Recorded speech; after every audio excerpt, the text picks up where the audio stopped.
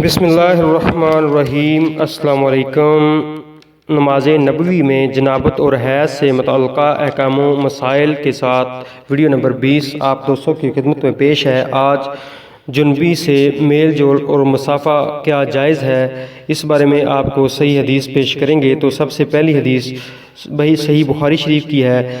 سیدنا ابو ہریرہ رضی اللہ عنہ روایت کرتے ہیں کہ ایک دن بحالت جنابت میں رسول اللہ صلی اللہ علیہ وسلم سے ملاقات کی۔ آپ نے میرا ہاتھ پکڑا اور میں آپ کے ساتھ ہو لیا۔ آپ ایک جگہ بیٹھ گئے اور میں چپکے سے نکل گیا اور گھر جا کر غسل کیا، پھر واپس آیا۔ آپ ابھی بیٹھے ہوئے تھے۔ آپ نے پوچھا، اے ابو ہریرہ، تو کہاں گیا تھا؟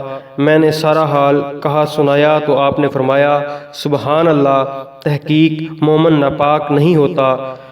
نبی اکرم صلی اللہ علیہ وسلم کے اس فرمان کا مطلب کہ مومن ناپاک نہیں ہوتا یہ ہے کہ مومن حقیقتاً نجس اور پلیت نہیں ہوتا۔ جنابت حکمی نجاست ہے، حقیقی وحشی نہیں، یعنی شریعت نے مصلحت کی بنا پر ایک حالت میں بوجہ نجس حکمی اس پر غسل واجب کیا ہے۔ چنانچہ جنبی کے ساتھ ملنا جلنا، اٹھنا بیٹھنا اور کھانا پینا سب جائز ہے۔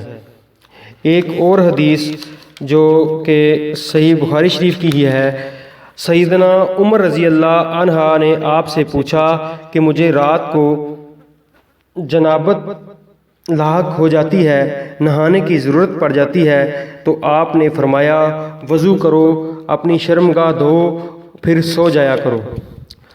رسول اللہ صلی اللہ علیہ وسلم جب حالت جنابت میں کھانا یا سونا چاہتے تو نماز کے وضو کی طرح وضو کرتے تھے۔ اسی طرح ایک اور حدیث نبی کریم صلی اللہ علیہ وسلم نے فرمایا، جو کوئی اپنی بیوی سے صحبت کرے اور پھر دوبارہ صحبت کرنا چاہے تو اسے وضو کر لینا چاہیے۔